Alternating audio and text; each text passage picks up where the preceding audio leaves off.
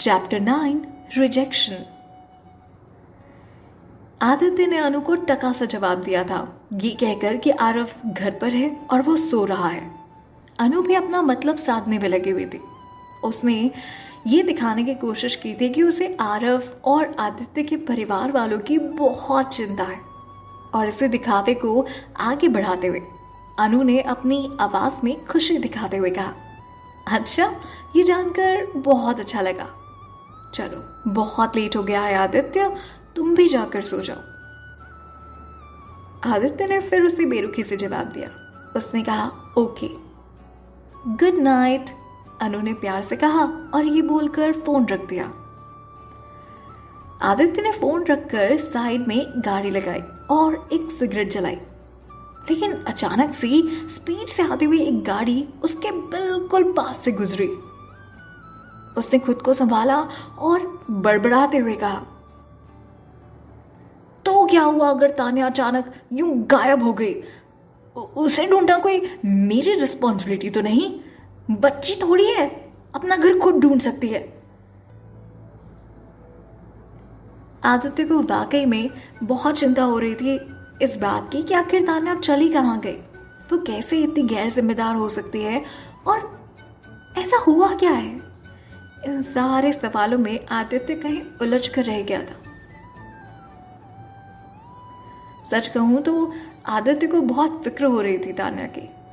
वो जानना चाहता था कि ऐसा क्या हो गया तान्या के साथ पिछले कुछ सालों में, जिसकी वजह से वो आज इन हालातों में फंस गई है। वो पूरी रात दर बदर तान्या को ढूंढता रहा। उसे ढूंढने के लिए शायद ही ऐसी कोई गली चौबारा हो जहां आदित्य ने उसे ढूंढा ना हो। उसने हर उस जगह पे तान्या को ढूंढने की कोशिश की जहां उसे लगा था कि तान्या मिल सकती है। उसने शहर की ऑलमोस्ट सारी जगहों पर चेक कर लिया, पर तान्या का कहीं कोई अता पता ही नहीं लगा। ऐसे सिचुएशन में आदित्य करता भी क्या? जब उसे तान्या का कहीं कोई अता पता नहीं चला तो उसने अपनी कार घुमाकर घर वापस जाने की कोशिश की, पर सेफ्टी के लिए उसने तान्या की प्रेजेंट सिचुएशन के बारे में पता लगाने के लिए कुछ लोगों को बोल दिया। एटलीस्ट इससे उसे इतना तो पता चल जाएगा कि वो जिंदा है, कहाँ है, कैसी है, और उसे फाइनली ये भी पता चल जाएगा कि आखिर पिछले कुछ सालों में उसके साथ हुआ क्या था। उसे ये जानना था कि वो औरत जिसे तलाक के बाद जिंदगी गुजारने के लिए इतने पैसे मिले थे, उसकी ऐसी हालत कैसे हो गई।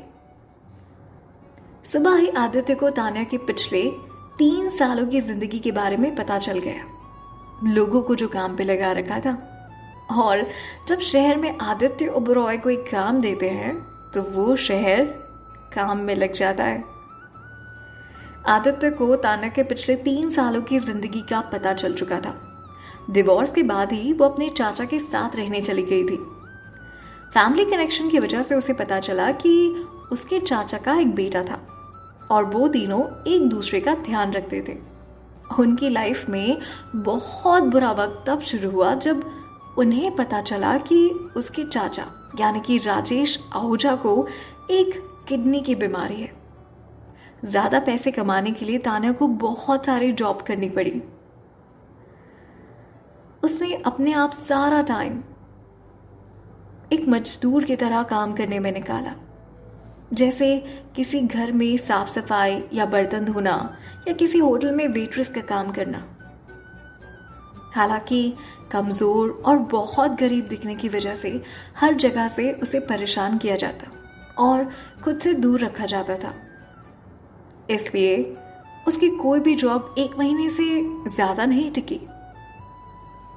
पिछले 3 सालों में एक काम से दूसरे काम पर जाने की वजह से बहुत कमजोर हो चुकी थी वो। उसका ध्यान अपने आप पर नहीं, सिर्फ उसके चाचा पर था, ताकि वो ज्यादा पैसे कमा सके और उनके ऑपरेशन के लिए पैसे जुटा सके। आदित्य उससे अपनी कल की मुलाकात को लेकर अभी तक हैरान था। वो सोच रहा था कि उनके डिवोर्स के बाद वो अचानक से इतनी एजेड कैसे हो गई। वो उसे ढंग से पहचान भी नहीं पा रहा था। अगर वो कल उससे नहीं मिलता तो शायद उसे कभी पता नहीं चलता कि वो किस दर्द में अपनी जिंदगी गुजार रही थी।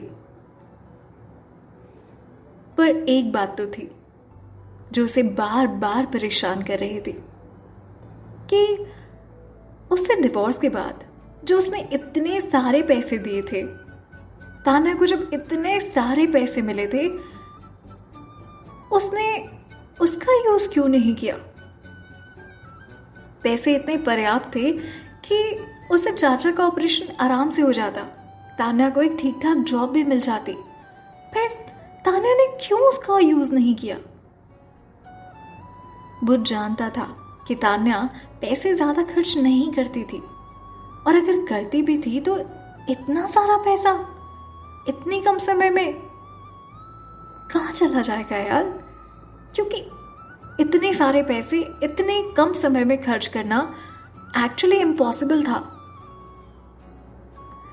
आदित्य अपनी चेयर पर सीरियस एक्सप्रेशन के साथ आराम से बैठा था, कुछ सोच रहा था। शायद उसे लग रहा था कि जैसे अभी भी कुछ बातें हैं जो उसे पता नहीं है। वो इन दोनों कड़ियों को आपस में मिला नहीं पा रहा था। अब भी सब कुछ जानते हुए उसे ऐसा लग रहा था कि कुछ तो है जो वो नहीं जानता था। जब आदित्य डाइनिंग रूम में आया तो उसकी पूरी फैमिली ऑलरेडी वहां बैठकर ब्रेकफास्ट कर रही थी। आरव सबसे पहले उठा था क्योंकि पिछली रात वही सबसे पहले सोया भी था। इसलिए जब आदित्य ब्रेकफास्ट के लिए वहां पर आया, तब तक वो अपना ब्रेकफास्ट कर चुका था। तभी आदित्य ने अपनी मेड को ऑर्डर देते हुए कहा, आप एक काम कीजिए, आज आप आरव को स्कूल छोड़ आए। मेड ने जवाब में सिर्फ इतना ही कहा, ओके सर। वो आरव का हाथ पकड़कर उसे वहां से ले गई। मिसेस ओबरॉय ने अपना ब्रेड टोस्ट खाने से पहले आदित्य से पूछा, आदित्य, कल तुम अचानक वहां से चले क्यों गए थे? तुम्हें पता है ना, हम तुम्हारे लिए ही वहां गए थे। तुम ऐसे कैसे अपने पेरेंट्स को ऐसी अजीब सिचुएशन में छोड़कर जा सकते हो? कोई रिस्पॉन्सिबिलिटी नाम की चीज है या नहीं? आदित्य ने अपनी माँ को देखकर उन्हें जवाब दिया, माँ, मैंने आपको कॉल करके बताया था ना कि आरव की तबीयत ठीक नहीं है। By the way mom. इतना बोलते ही आदित्य के सारे सवाल उसके गले में ही अटक गए। मिसेस ओबरॉय ने उससे प्यार से पूछते हुए कहा, हाँ, तुम कुछ बोल रहे थे? बाय द वे मॉम के आगे? आदित्य ने अपनी बात पूरी करते हुए उनसे पूछा कि हमारे डिवोर्स के बाद तान्या ने वो पैसे लिए थे? आदित्य बहुत सीरियस था इस मामले में, और होता भी क्यों नहीं, उसे अपने सवालों के जवाब जो चाहिए थे। आदित्य की ये बात सुनकर वो लिटरली शॉक हो गई। खाते खाते उनका हाथ एकदम से रुक गया और उनके चेहरे का रंग उड़ गया। आई गेस उनके लिए सबसे डिफिकल्ट क्वेश्चन था। उनके ऐसे एक्सप्रेशन देखकर ही आदित्य समझ गया कि उसके सवाल का जवाब ना है। जितना शॉक मिसेस ओबरॉय को लगा था, उससे डबल शॉक आदित्य को लगा ये बात जानकर कि उसके दिए हुए पैसे तान्या ने कभी लिए ही नहीं। उसने कहा, अगर आपने उसे पैसे नहीं दिए थे तो आपने मुझे क्यों नहीं बताया? मैं तो इसी सोच में था कि उन पैसों के साथ वो आराम से रह रही होगी, इसलिए मुझे कभी लगा ही नहीं कि मैं जाकर उसे एक बार देख आऊं। और अगर मैं कल उससे नहीं मिलता तो शायद मुझे कभी इस बारे में पता ही नहीं चलता कि वो किस हाल में है। आदित्य इस वक्त बहुत खफा था। मिसेस ओबरॉय से तो था ही, लेकिन अपने आप से उससे ज्यादा। आदित्य की ये सब बातें सुनकर उसकी माँ को बहुत गुस्सा आया और वो गुस्से में उससे कहती हैं, ऐसा बिल्कुल नहीं है कि मैंने उसे पैसे नहीं दिए, बल्कि उसने खुद ही कुछ लेने से मना कर दिया था।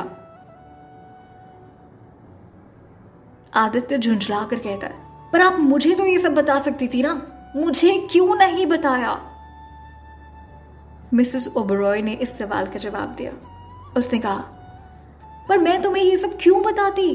उसका डिवोर्स के बाद ओबरॉय फैमिली से कोई लेना देना नहीं था, और ये अच्छा है कि बिना किसी प्रॉब्लम के उसके सारे रिश्ते हमारी फैमिली से टूट गए।